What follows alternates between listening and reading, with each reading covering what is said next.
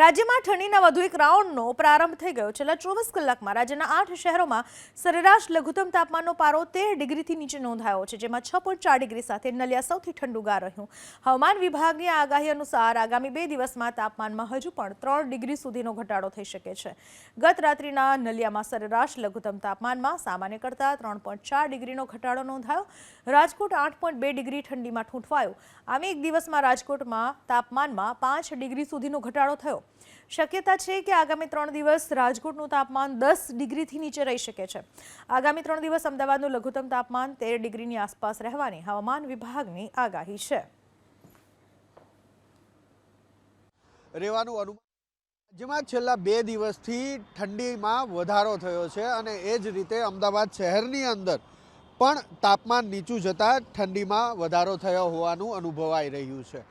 આજની વાત કરીએ તો અમદાવાદ શહેરની અંદર હવામાન વિભાગનું જે અનુમાન છે એ ન્યૂનતમ તાપમાન 14 ડિગ્રી સેલ્સિયસ અને ઉચ્ચતમ તાપમાન 26 ડિગ્રી સેલ્સિયસ રહેવાનું અનુમાન વ્યક્ત કરવામાં આવ્યું છે. પવનની જો વાત કરીએ તો પવન 13 કિલોમીટર પ્રતિ કલાકની ઝડપે દિવસભર ફૂંકાઈ શકે છે એ રીતની હવામાન વિભાગે આગાહી કરી છે. અને આ જો પવન આ જ રીતે ફૂંકાય તો ઠંડી દિવસભર અનુભવાઈ શકે છે. બીજી તરફ અમદાવાદ શહેરનું વાતાવરણ દિવસભર વાદળછાયું રહેવાનું પણ અનુમાન વ્યક્ત કરવામાં આવ્યું છે. હવામાન વિભાગે કરેલા પૂર્વાનુમાન પ્રમાણે હજુ પણ આગામી દિવસોમાં ઠંડીનું પ્રમાણ વધી શકે છે.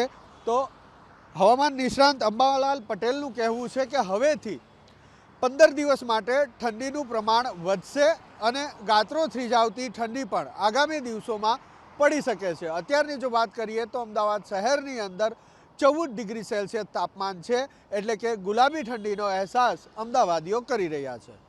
કેમેરામેન કરણ પ્રજાપતિ સાથે હિરેન રાજગુરુ, એબીપી અસ્મિતા, અમદાવાદ. તો સાપુતારામાં ઠંડીનો ચમકારો. ગિરિમથક સાપુતારા ખાતે ખૂબ જ ઠંડકનો અહેસાસ થઈ રહ્યો છે. સાપુતારાના ગિરિકંદરાના નયનરમ્ય દ્રશ્યો જોવા મળ્યા. સમગ્ર પરિસરમાં ધુમ્મસ પથરાયો છે. તાપમાન ગગડી જતા માર્ગો પણ સુમસાન બન્યા.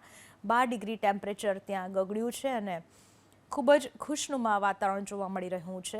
દ્રશ્યમાં જોઈ શકાય છે ઝાકળના બિંદુઓ પણ પર્ણો પર જોવા મળી રહ્યા છે. સાથે જ રસ્તાઓ સુમસામ છે તો પર્યટકોની પાંખી હાજરી અત્યારે જોવા મળી રહી છે.